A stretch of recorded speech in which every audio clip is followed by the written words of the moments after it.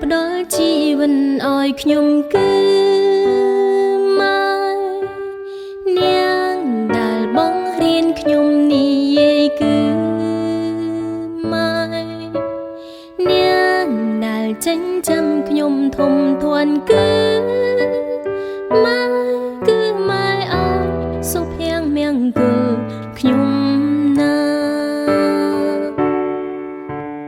នាងធ្វើឲ្យខ្ញុំបានកងក្ដៅគឺម៉ែគឺម៉ែលួងលោមពេលដែលខ្ញុំឈឺផ្សា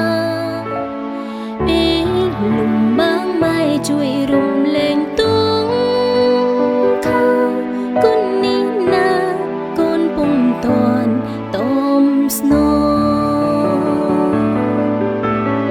ជន់ទ្រង់រួមសុំតែមានម៉ែហើយក៏មានបណ្ដា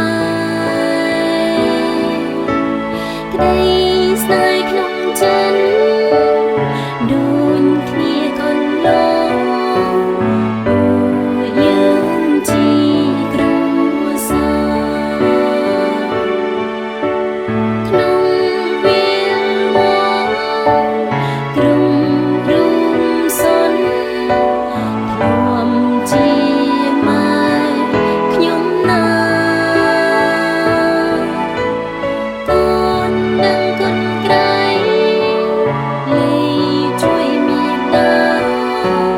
ជួងទុំខាគង់ភី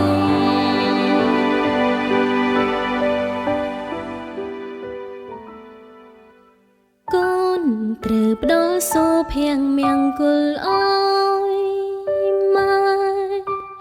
កូនត្រូវតែធ្វើជាបងឯងនាងម៉ែ